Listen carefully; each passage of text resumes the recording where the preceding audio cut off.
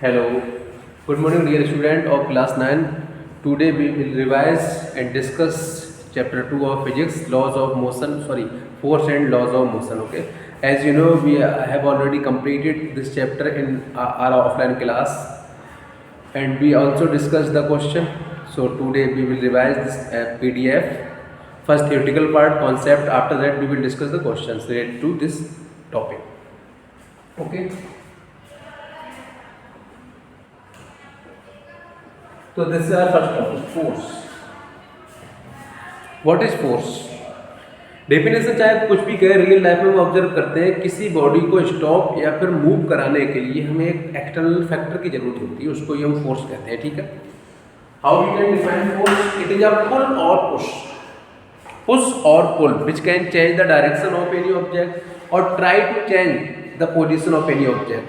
या तो position change कर दे या फिर पोजीशन चेंज करने का ट्राई करे, वो फोर्स कहलाता है. यहाँ डेफिनेशन देख लेते हैं. एक्सटर्नल एफर्ट, ठीक है, which may move a body at rest or stop a moving body or change the speed of a moving body or change the direction of a moving body or change the shape or size of the body. ये detail definition है, आप इतना भी याद कर सकते हैं. बहुत ज़्यादा डिटेल याद ना करना चाहें तो simply it is a push or pull which can change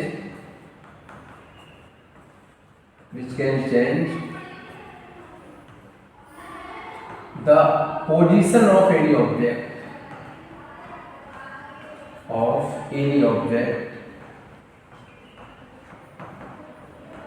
or try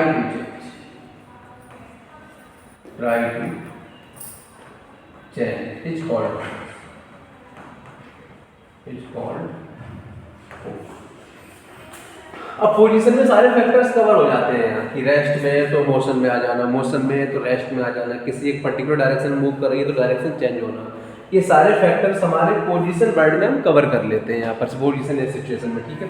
तो सिंपल डेफिनेशन यही है.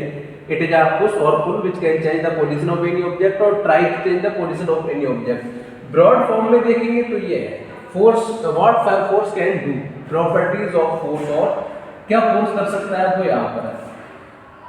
मूव करती हुई बॉडी को रोक सकता है, फर्स्ट. रुकी हुई बॉडी को मूव करा सकता है, सेकेंड. किसी बॉडी की स्पीड चेंज कर सकता है, यस. स्लो चल रही है तो फास्ट कर सकता है, फास्ट चल रही है तो स्लो कर सकता है.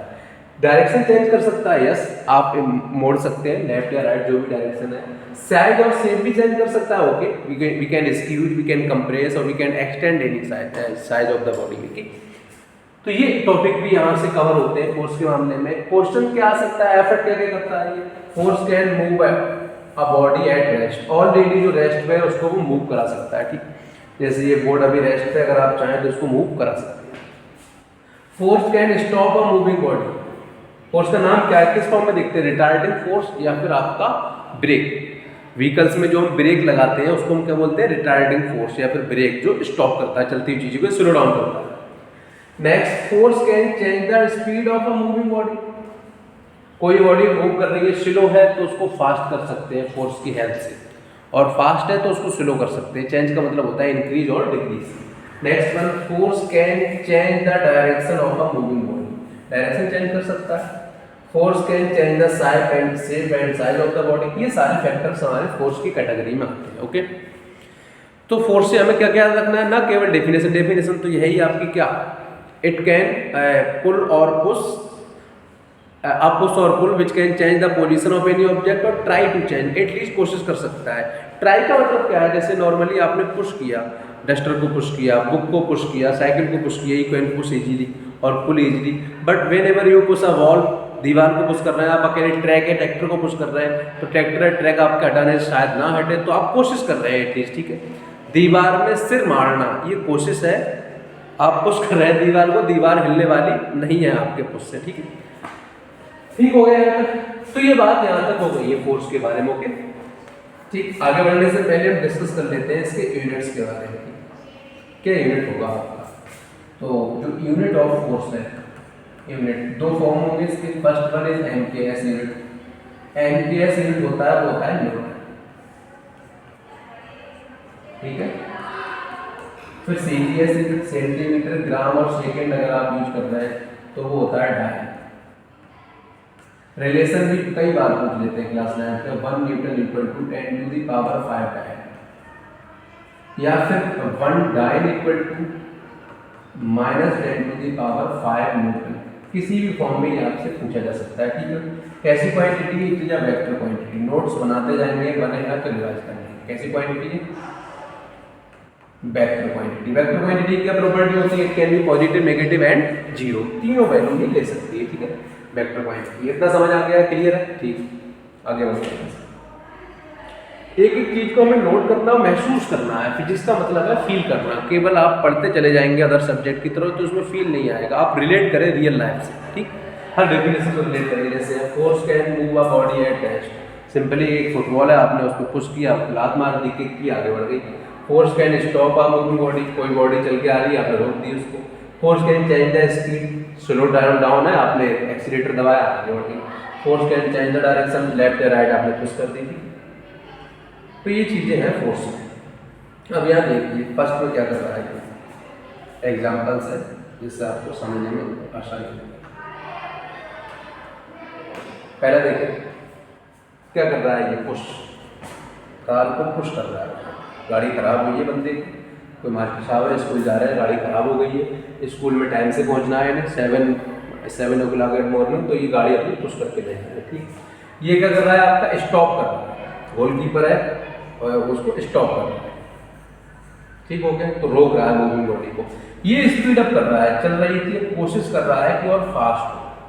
साइकिलिस्ट है, ठीक है, साइकिलिंग कर रहा है, तो ये स्पीड में चेंज कर रहा है, ये डायरेक्शन चेंज कर रहा है, आराम से आ रही है। शायद ये क्रिकेटर है माइकल हसी, ऑस्ट्रेलियन क्रिकेटर है। जैसे ही क्रिकेट बॉल आ रही है आपकी, वो क्या कर रहा है, पैडल स्वीप खेल रहा है, डायरेक्शन चेंज कर रहा है, ठीक है, रिवर्स स्वीप जिसको बोलते हैं। रिवर्स स्वीप चेंज करके ये डायरेक्शन को चेंज कर रहा है। ये क्या कर रहे हैं आप, शेप या साइज बदल रहे हैं, रोटी बेलना है ना।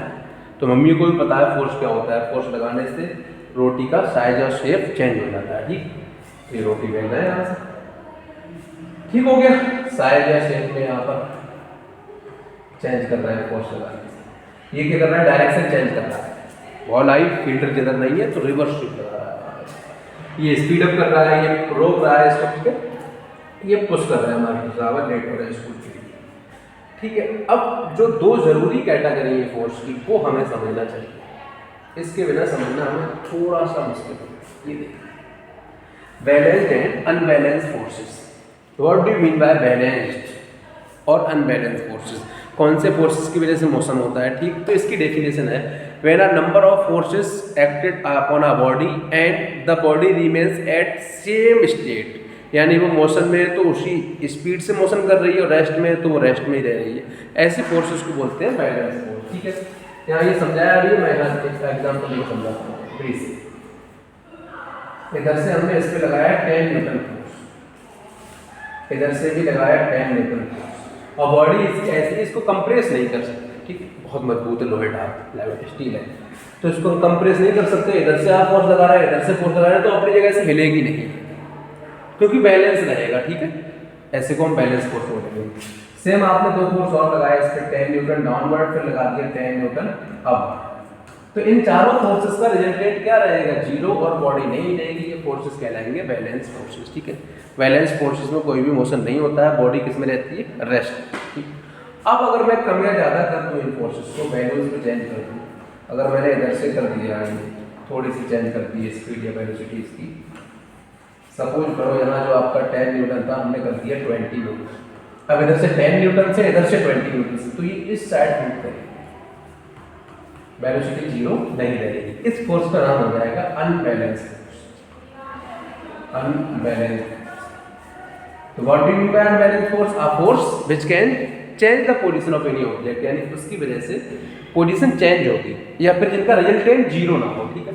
अब देखते हैं ये लिखी हुई डेफिनेशन को। इफ टू फोर्सेस, टू और मोर देन टू हो सकता है, ठीक, टू और मोर देन टू, दो से ज्यादा हो सकते हैं, एक्ट ऑन अ बॉडी, एक बॉडी पे एक्ट करते हैं in opposite direction, and if both the forces are equal, force कैसे इक्वल है, जैसे पहली कंडीशन बात कर रहे थे, then the resultant force acting on the body is zero, such forces are called balance forces. Definition वही है बैलेंस फोर्सेस की, when a number of forces act simultaneously on a body and the resultant of those forces always zero, then this known as balance forces. ठीक,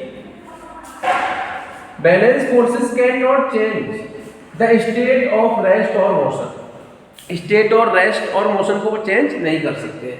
अगर body compress नहीं होगी तो वो size और शेप भी चेंज नहीं करेंगे। ठीक है, रेस्ट में रहेगी, मोशन में ही रहेगी। ठीक है, तो ये लाइफ में आप अपने आसपास कनेक्ट करें, कौन से एग्जांपल हो सकते हैं। ठीक, टग ऑफ वार सुना है आपने, अगर दोनों तरफ से टग ऑफ वार में टीम्स पार्टिसिपेट कर रही हैं और ऐसा आपने चेंज कर लिया है कि वो इक्वल ताकत लगा रही है, बिल्कुल भी बराबर, तो टग ऑफ वार में किसी भी साइड में खींच नहीं पाएंगे, बैलेंस फोर्स हो जाएगा। नॉर्मली अनबैलेंस होता है, एक टीम जीत जाती है। ठीक है, क्लियर हो गया? बैलेंस फोर्स को समझ में आ गया है। इसमें क्या होती है, बॉडी हमेशा रेस्ट में है तो रेस्ट में रहेगी, और मोशन में है तो मोशन में रहेगी, और स्पीड रहेगी कांस्टेंट, स्पीड में कोई चेंज नहीं होगा। ठीक हो गया? आगे क्वेश्चंस कराऊंगा मैं आपको इसके। अनबैलेंस फोर्स देखिए, if two or more than two forces acted upon a body such that their resultant is never zero, उनका रिजल्टेंट जीरो ना हो, जो रिजल्टिंग फोर्स है वो किसी एक डायरेक्शन में है। जैसे यहाँ इसने कह दिया है F1 लग रहा है इस तरफ को, F2 लग रहा है इस तरफ को, वो कह रहा है F1 बड़ा है। F1 बड़ा होने का मतलब है, सपोज करो इधर 20 न्यूटन लग रहा है, इस साइड लग रहा है आपका 10 है, तो 20 न्यूटन वाला खींच के इसको इधर ले जाएगा, ये मोशन करेगा इस साइड, अनबैलेंस फोर्स होगा। ठीक है, तो इस बार मोशन में है तो रेस्ट में आ जाएगा, सॉरी रेस्ट में है तो मोशन में आ जाएगा, और मोशन में है तो स्पीड ज़्यादा हो जाएगी या कम हो जाएगी, रुक जाएगा, ये काम हो जाता है। ठीक है, unbalance force change the state of rest और motion of a body, change कर सकते हैं। ठीक, और जो हम फोर्स की अब डेफिनेशन दिया करेंगे, क्वेश्चंस में फोर्स की वैल्यू लिखा करेंगे, नॉर्मली वो अनबैलेंस फोर्स हुआ करेंगे। ठीक है, हम कह देंगे आप force of 10 newton produce an acceleration this, इसका मतलब वो अनबैलेंस फोर्स, बार बार वर्ड अनबैलेंस यूज नहीं होगा, बट मानना यही है कि अनबैलेंस फोर्स ही है वो। ठीक है, क्लियर हो गया? तो इतनी बातें हो गई हैं आपकी, बैलेंस फोर्स अनबैलेंस फोर्स समझ लिया आपने। ठीक, एक क्विक रिवीजन करते हैं यहाँ से।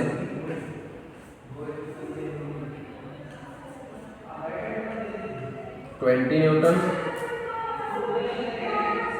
10 न्यूटन, रिजल्टेंट फोर्स क्या होगा इसका? ऑप्शंस मैं आपको दे देता हूँ यहाँ से। 20 न्यूटन तो 10 न्यूटन प्लस का, बी है 10 न्यूटन माइनस का, सी है आपका 0 न्यूटन, डी है आपका नन ऑफ।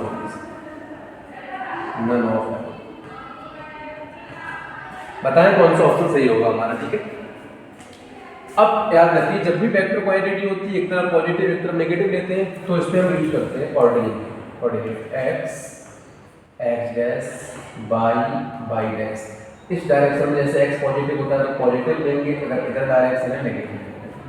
तो क्लियर हो गया, जो 10 न्यूटन है, जैसे आप इसको F1 कहते हैं आप, तो 20 न्यूटन हम लेंगे पॉजिटिव, और इसको आप F2 कह दें तो 10 न्यूटन लेंगे माइनस। अब आप जोड़ दें दोनों को, रिजल्टेंट फोर्स निकालेंगे, तो 20 Newton minus 10 Newton equal two plus 10 Newton. तो कौन सा ऑप्शन सही हो जाएगा? ठीक है, अगर ये 20 होता ये 10 होता तो ऑप्शन बी करेक्ट हो जाता। तो छोटे छोटे क्वेश्चंस ऐसे आपको आएंगे इस तरीके के। ठीक है, हमें समझने हैं, डिटेल में समझने हैं, फील करना है एक्चुअली फिजिक्स को। ठीक है, सिर्फ रटना नहीं है, नोट करके खुश नहीं रहना है।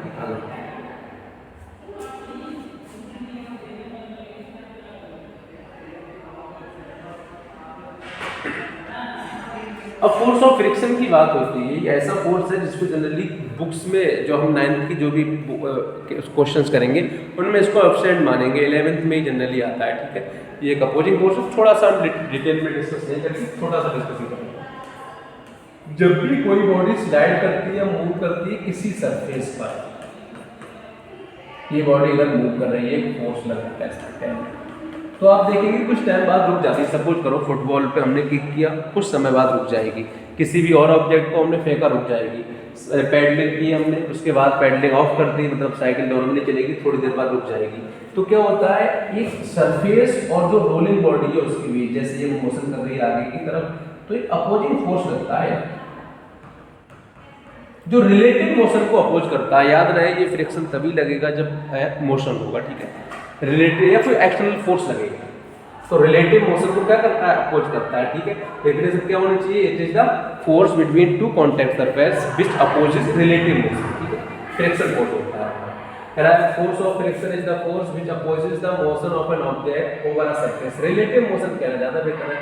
A ball rolling on the ground gradually slows down, हल्की होती जाती है, स्पीड स्लो होती जाएगी, and comes to the stop due to the force of friction, रुक जाती है। कह रहा है if we stop pedalling bicycle it gradually slow down, धीरे होती जाएगी, down and comes to a stop due to a friction, ठीक है। तो ये फ्रिक्शन के बारे में ये बात है, ठीक हो गया। अनबैलेंस्ड फोर्स ही होगा इस केस में। तो यहाँ तक हमने ये फोर्स के बारे में बातें की है, गैलीलियो एक्सपेरिमेंट आप यहाँ से पढ़ सकते हैं, आगे बढ़ते हैं। फोर्स इतना डिटेल में है नहीं, ये हमारा टॉपिक जहाँ से क्वेश्चन से आए।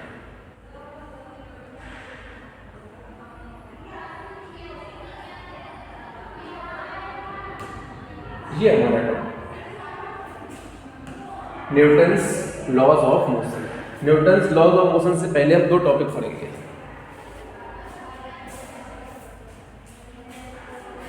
इससे पहले हमें दो टॉपिक पढ़ने हैं एक्चुअली, इनर्शिया एंड मोमेंटम, ये हमें पहले पढ़ लेना चाहिए। ये टॉपिक हमारा इनर्शिया है, ठीक है। फिर हमें ये न्यूटन्स लॉज ऑफ मोशन समझने में आसानी होगी। यहाँ पढ़ते हैं इनर्शिया।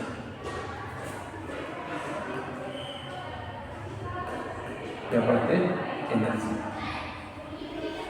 What is inertia? तो इनर्शिया की सिंपल एक डेफिनेशन है, it is a virtue or property of any massive body जिसके पास मास है, due to which it oppose any change in its present situation or position, ठीक है। Definition क्या हो जाएगी, it is a property of any massive body जिसके पास body due to which it opposes any change in its present situation या फिर present state of rest or uniform motion, uniform motion। एक बात और, along same direction।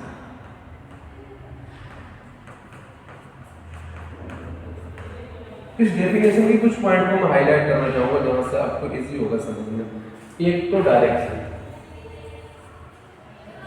Rest, state of rest or uniform motion. अब यहां से आप समझ जाएंगे इनर्शिया क्या होता है, ठीक है। तो एक्चुअली इनर्शिया एक इनहेरेंट प्रॉपर्टी है, एक प्रॉपर्टी है जिसकी वजह से बॉडी अपनी पोजीशन में चेंज करना नहीं चाहती है। सपोज करो कोई ऑब्जेक्ट रुका हुआ है तो वो खुद ब खुद चल जाएगा क्या बिना फोर्स लगाए? आंसर नहीं चलेगा। इसका मतलब क्या हुआ, अब जैसे सपोज करो आप कोई ट्रक आगे बढ़ाना है, ट्रक को आप धक्का दे रहे हैं, जैसे कार को मास्टर साहब धक्का दे रहे थे, तो आप उस पर अकेले अगर ट्रक पे फोर्स लगाते जाए चलेगा? आंसर नहीं। 10 बंदे फोर्स लगाएं शायद मुमकिन चल जाए, 20 या 50 लगाएंगे तो आप उसको हिला सकते हैं। इट मीन्स उसके पास एक टेंडेंसी थी कि वो अपने रेस्ट स्टेट में रहना चाहता था और रेस्ट मोशन में आने का अपोज कर रहा था कॉन्टिन्यूसली। तो जो अपोजिंग फैक्टर है, जो टेंडेंसी है, जो प्रॉपर्टी है, वो आपका इनर्शिया है, ठीक है। इसका मतलब एक हद तक ये अपोज करता है। क्लियर हो गया? अब कितना होता है टाइप्स ऑफ इनर्शिया में हम जब भी डिस्कस करेंगे, दो तरीके के होते हैं, inertia of rest, inertia of motion. अब इसके कुछ एग्जांपल्स देखेंगे, रियल लाइफ एग्जांपल्स, तो आपको समझ आ जाएगा। एक तो ये है कि whenever a bus start suddenly, whenever a bus start suddenly, the passenger standing in the bus moves in backward direction। तो क्या होता है, जब कोई पर्सन बस में खड़ा होता है, ड्राइवर अचानक स्टार्ट करते हैं बस को चलाना स्टार्ट करते, तो जो पर्सन उसके अंदर होता है वो पीछे की तरफ फॉल हो जाता है, गिर जाता है। वो क्यों होता है, ये सिचुएशन हम यहाँ पर एक्सप्लेन करेंगे, डेफिनेशन आपको समझ में आएगी, फिर आगे डिस्कस करेंगे। ये कोई पर्सन कॉन्टैक्ट सरफेस, इसकी सरफेस में, तो जब भी बस अचानक चलना स्टार्ट करती है, इसका जो लोअर पार्ट है ये मूव करना स्टार्ट कर देता है सडनली। अपर पार्ट रेस्ट में ही रहना चाहता है। ये किस में रहना चाहता है? रेस्ट में। अब अनबैलेंस हो जाता है, मामला ये आगे की तरफ जाता है और ये तुरंत पीछे की तरफ गिर जाता है, ठीक है, ये होता है। तो ये इनर्शिया ऑफ रेस्ट है, क्योंकि वो रेस्ट में रहना चाहता था। Whenever a carpet beaten with a stick, then the dust particle removed from it. जब भी हम किसी कारपेट को, चादर को या उसको पीटते हैं डंडे से, तो डस्ट पार्टिकल निकल जाते हैं। क्यों? कारपेट आ जाता है मोशन में, तो डस्ट पार्टिकल रेस्ट में रहना चाहते हैं, निकल जाते हैं। जब भी आप कपड़े वगैरह धोते हैं नॉर्मली, तो कपड़ों को ऐसे झाड़ते हैं, उसमें से वाटर पार्टिकल्स निकल जाते हैं, ये भी इनर्शिया की वजह से होता है, ठीक है। और इसके कई सारे एग्जांपल हैं। अदर हैंड है आपका इनर्शिया ऑफ मोशन, तो जब भी अपोजिट ले लीजिए, whenever a passenger is in the bus, कोई बस में खड़ा हुआ है, अचानक ड्राइवर ने ब्रेक लगा दी, ब्रेक लगाने पर क्या होगा, वो आगे की तरफ गिर जाएगा। क्यों? लोअर पार्ट को पता था बस रेस्ट में आ गई है, अपर पार्ट रहना चाहता था मोशन में और वो गिर गया, ठीक है। तो आइडेंटिफाई करेंगे, काफी क्वेश्चन मैंने वर्कशीट में कराया था, एक बार फिर डिस्कस कर लेंगे। तो the natural tendency of an object to remain in its state of rest or uniform motion is called inertia. Uniform motion along same direction होना चाहिए। This is why the first law of motion is known as law of inertia, ठीक है। First law discuss कर ही लेते हैं। ये कई सारे एग्जांपल्स हैं, इसको हमने ऐसे हटाया, ये हट गया, और जो ऊपर इसका रखा हुआ था क्लॉक, ये कुछ था पार्टिकल। अब ये जैसे ही मोशन में आया, पार्टिकल को पता ही नहीं लगा कि भाई मोशन में आ गया, तो पार्टिकल हमारा आते तुरंत किसमें गिर गया, उसमें गिर गया, बोतल में गिर गया है, क्योंकि वो रेस्ट में ही रहना चाहता था। बात खराब हुई और वो आके गिर गया, ठीक हो गया यहाँ तक, ओके। इनर्शिया ऑफ रेस्ट का एग्जांपल हो गया। एग्जांपल देख लेते हैं। If a striker hit a pile of coins on a carrom board, the lowest coin moves out and due to the inertia of rest the other coin falls down, ठीक है। वो कह रहा है कि कई सारे कॉइन ये रखे हुए हैं, स्ट्राइकर अगर आप भी गेम खेलते हो, एक रखा है, एक तो दूसरा रखा है, तीसरा रखा है, चौथा रखा है, स्ट्राइकर ने यहाँ से हिट दिया इस पे, तो ये निकल जाएगा और बाकी ये नीचे आएंगे 1 2 3 ऐसे, ठीक है, क्योंकि वो रेस्ट में रहना चाहते थे। सेकंड वन देख लीजिए। If a coin placed on a playing card, अभी वो हो गया है ये वाला example. When we travel in a car and the driver apply a brake suddenly, अचानक ब्रेक लगा दिया उसने, we tend to fall forward direction, आगे की तरफ गिर जाते हैं, इसीलिए सीट बेल्ट लगवाई जाती है। सीट बेल्ट उसको रोके और एब्जॉर्ब करता है टाइम लगता है। When we are standing in a bus and the bus begins to move suddenly, we tend to fall, ये हम ऑलरेडी डिस्कस कर चुके हैं। अचानक अगर चलना स्टार्ट कर दे, इसे थ्योरेटिकल क्वेश्चन आएंगे, नया भी आए तो उसमें फील कर लेना।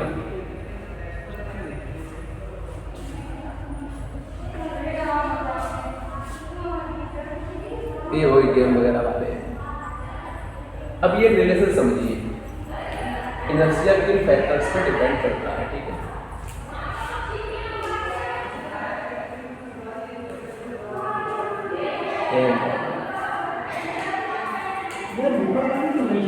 तो ये है inertia is directly proportional to mass of the body. Body का मास जितना ज़्यादा है, इनर्शिया उतना ज़्यादा होगा, ठीक है। सपोज करो एक ब्लॉक है, उसका मास है 10 kg, तो इसको हटाना इजी होगा, कम फोर्स लगा सकते हैं। अगर इसका ब्लॉक कर दिया जाए 100 kg, अब इसमें इनर्शिया ज़्यादा होगा, हटाने के लिए या फिर इसको रोकने के लिए, मूव कराने के लिए, रेस्ट लाने के लिए ज़्यादा फोर्स की जरूरत पड़ेगी, ठीक है। यही रिलेशन थी। अब बॉडी ध्यान देख लेते हैं। A body at rest continue to be rest. Be at rest and a moving body in motion continue to motion. This is the property of a body is called inertia. वो पहले हम discuss कर चुके हैं, ठीक है। The inertia of a body is measured by the magnitude of the force required to change the state of the body. The force required to change the state of the body, heavier body, कोई बातें कर रहा है कि जिसका मास ज़्यादा है वहाँ ज़्यादा होगा, जिसका मास कम है वहाँ कम होगा। फिजिक्स में थ्योरीज को आप न्यूटन्स लॉ ऑफ मोशन को अगर डिस्कस करेंगे, फर्स्ट लॉ ऑफ मोशन को, तो आप 10 पेज भर सकते हैं तरीके एग्जाम्पल से, और आप एक लाइन में भी डिफाइन कर सकते हैं। तो लैंग्वेज का बहुत ज़्यादा मैटर नहीं होता है, इफेक्टिव लैंग्वेज कितनी है। अकॉर्डिंगली आपसे 1 मार्क्स में पूछा है, आप 3 लाइनें लिखाए, आपसे उसमें शॉर्ट क्वेश्चन दे दिया, आप 10 लाइन उसमें से लिख सकते हैं। ये आपके पास आपकी कैपेबिलिटी होनी चाहिए, ठीक, ओके।